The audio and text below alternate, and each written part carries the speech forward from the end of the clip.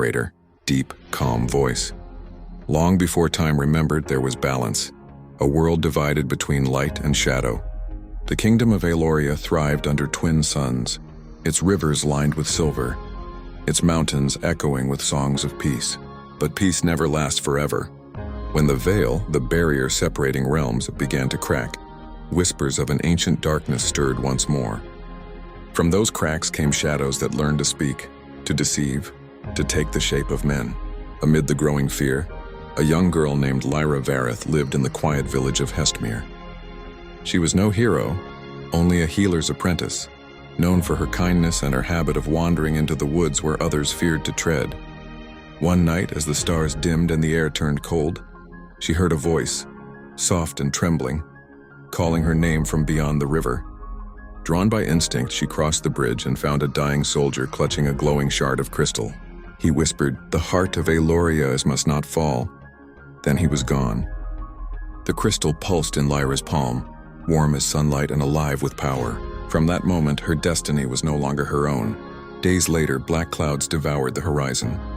The king's messengers arrived, demanding the crystal, calling it a threat. But Lyra refused. Something deep within her knew it wasn't meant for their hands. She fled into the wilderness, guided only by the crystal's light. Each night she dreamed of a colossal door surrounded by flame and whispers saying, "The veil must be restored and or all shall fade." On her journey, Lyra met Kael, a rogue knight exiled for defying the throne. Though rough and cynical, he saw the light she carried and swore to protect it. And her. Together they crossed lands consumed by shadow, forests where trees cried blood, mountains where echoes spoke the names of the dead, and valleys filled with the ghosts of forgotten wars. Each step tested their resolve and drew them closer to the truth. Deep beneath the sands of Solinar, they discovered ancient ruins, the remains of the first guardians of the Veil. There, Lyra uncovered the prophecy carved in stone. When the heart grows dim and the suns turn black, a soul of light shall walk the shadow's track. Through fire, sorrow, and endless night, she'll trade her life to restore the light. Kael urged her to abandon the quest, to live. But Lyra knew what the prophecy meant. The heart was part of her now. To restore the Veil, she would have to give everything. At the edge of the world stood the Shattered Gate, a massive arch of obsidian pulsing with dark energy.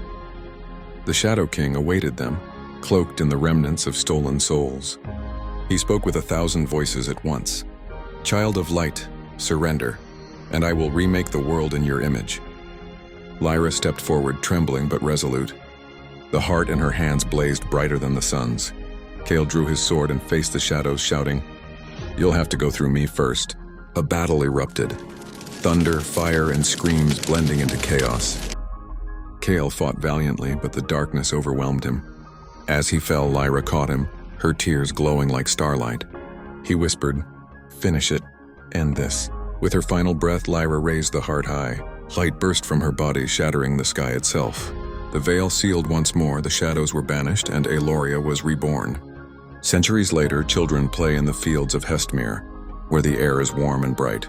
They tell stories of the girl who became the dawn, the one who gave her life so the world could live again. And when the sun sets and the first stars appear, some say you can still see her light, dancing beyond the veil.